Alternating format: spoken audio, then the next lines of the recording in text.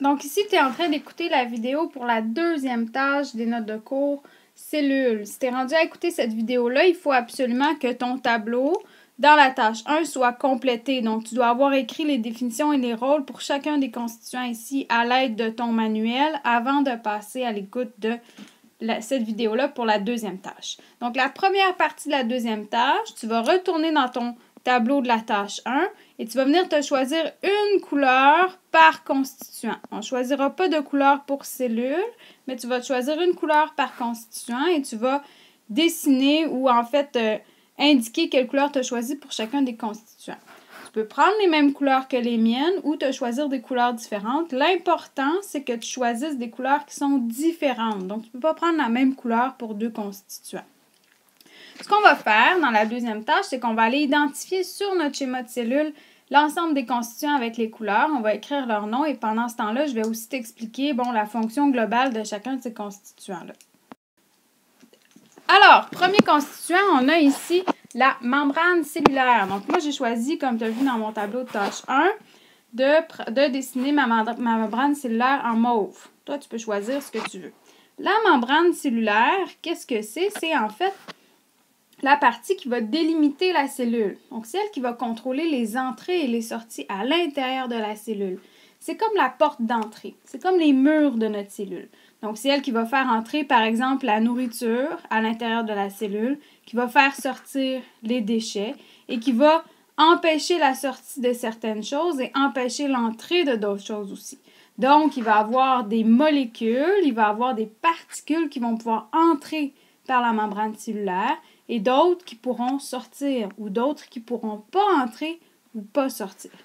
Donc, toi, sur ton dessin, ce que tu vas faire, tu vas prendre un crayon et tu vas aller indiquer membrane cellulaire. Donc, je te rappelle que tu as dessiné en la couleur de ton choix la membrane cellulaire. Et là, tu vas aller indiquer ici que ceci est la membrane cellulaire. Tu peux même choisir la même couleur pour être sûr que tu t'en souviens. Et là, quand tu vas dessiner chacun des constituants, je te demande de t'appliquer, de faire ça beau, ok? C'est important parce que ça va être vraiment ta référence. Et si tu dessines tout croche, l'ensemble des constituants, ça va être plus difficile pour toi d'étudier. Ensuite, la deuxième partie, ça va être tout l'intérieur de la cellule, sauf les constituants. Donc, les petits organites, les petits picots que tu vois, si on ne le dessine pas, tout l'intérieur, on le dessine. Ça ici, c'est le cytoplasme.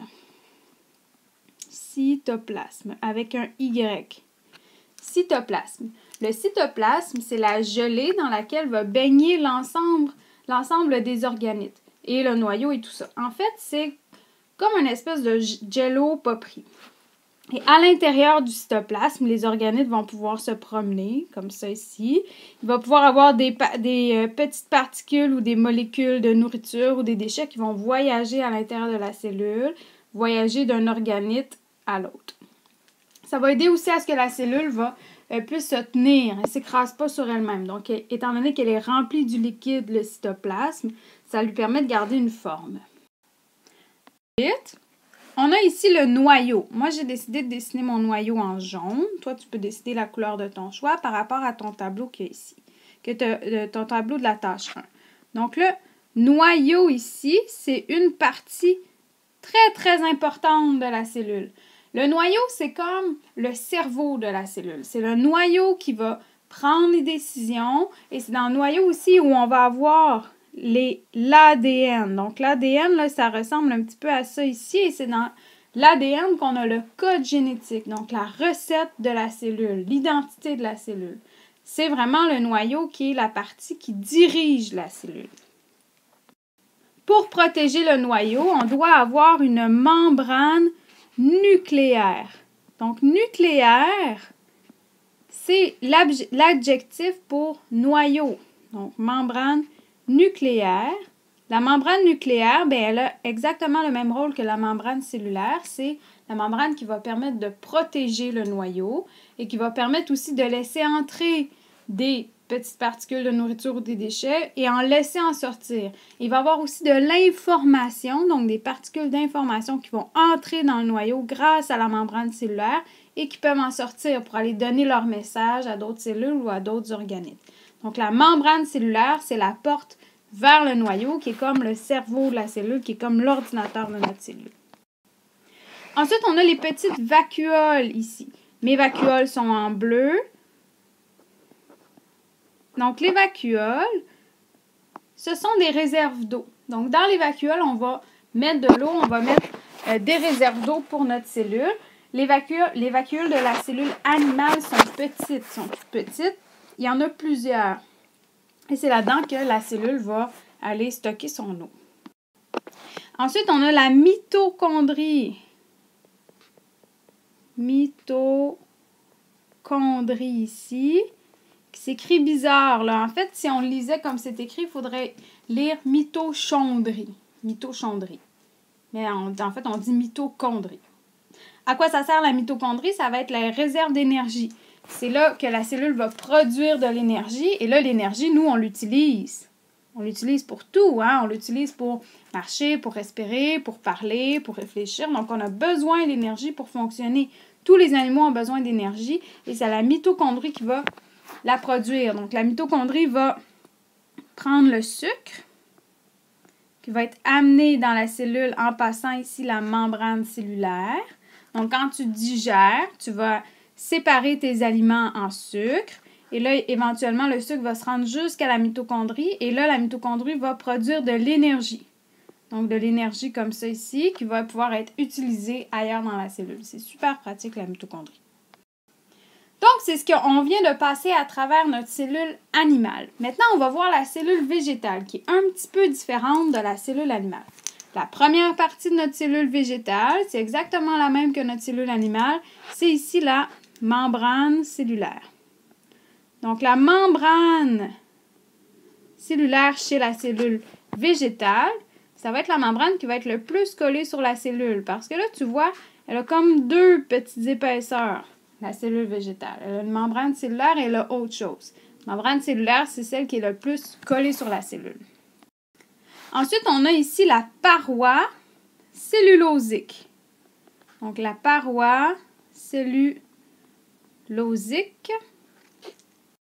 Donc, la paroi cellulosique, à quoi elle sert? Elle va rendre la cellule plus rigide. Donc, c'est juste sur les cellules végétales. Végétales seulement paroi cellulosique. Donc, je vais l'encadrer ici en vert. Seulement sur la cellule végétale, la paroi cellulosique. La cellule animale, elle n'en a pas. Et ça lui permet d'être plus rigide. Donc, dans le fond, notre cellule animale, c'est comme si elle portait juste un chandail.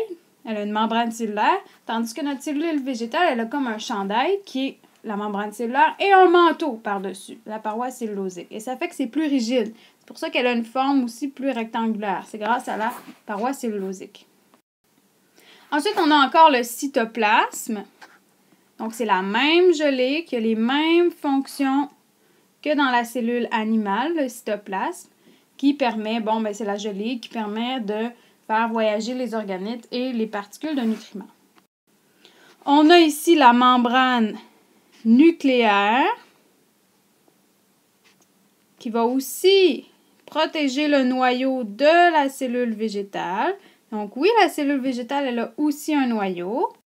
On a évidemment le noyau de la cellule végétale dans lequel aussi il va y avoir des brins d'ADN qui vont en fait être les recettes qui vont permettre de créer ces cellules végétales-là et qui vont permettre d'avoir toute l'information génétique de notre végétaux. Donc, dans la cellule végétale, dans le noyau de la cellule végétale, tout comme la cellule animale. On a ici la vacuole. Donc, ce qui est différent avec la cellule animale, c'est que la vacuole de la cellule végétale, elle est très, très, très, très, très grande.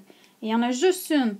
Donc, il va y avoir une énorme réserve d'eau dans la cellule végétale, tandis qu'il y en a beaucoup moins dans la cellule animale. Donc, ça, c'est une des différences.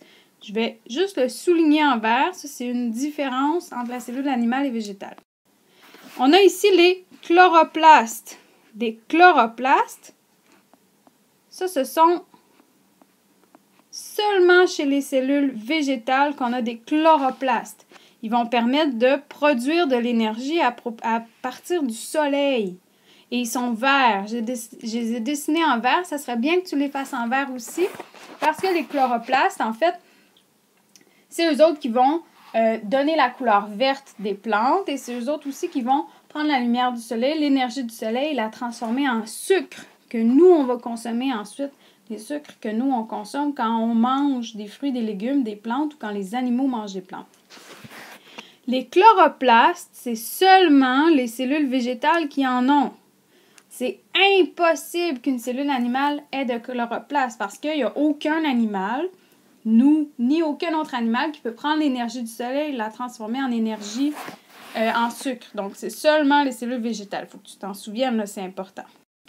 Ensuite, on a ici la mitochondrie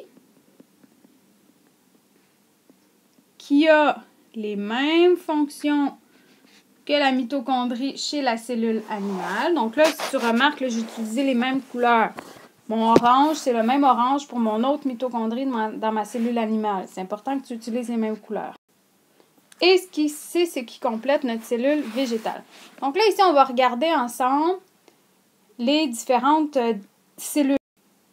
Est-ce que tu serais capable de distinguer les cellules au microscope? Donc, celle-là ici, est-ce que ça serait une cellule animale ou végétale? Je te laisse penser un petit peu.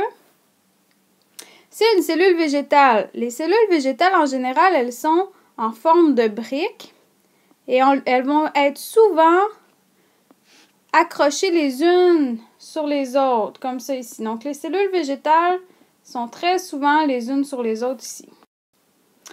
Ça ici, c'est une cellule animale. Elle est toute seule, elle est ronde et ce qu'on voit au milieu, c'est son noyau. Ce qui est plus foncé ici, c'est le noyau de la cellule animale. Là, pour l'instant, tu as juste besoin de m'écouter. Ici, ce sont deux cellules animales parce qu'elles n'ont pas des formes de briques. Et là, comme vous voyez, elles ont seulement une seule paroi. Donc, quand on a une seule paroi cellule animale, on a un noyau cellule animale. Ça ici, c'est une cellule animale. Cellule animale. Celle-là, d'après toi, cellule animale ou végétale? C'est une cellule végétale.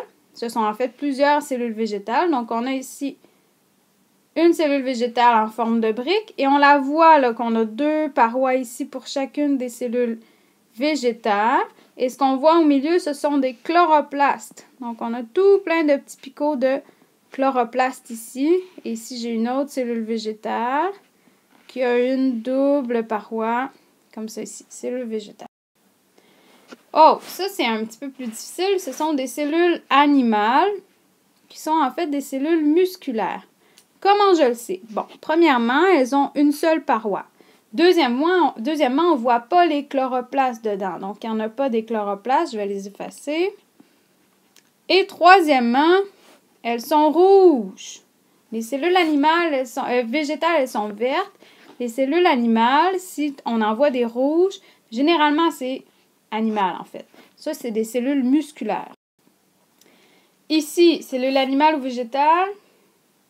Animales, elles ont une forme indéfinie et au milieu, on voit les noyaux de cet amas de cellules animales-là, comme ceci.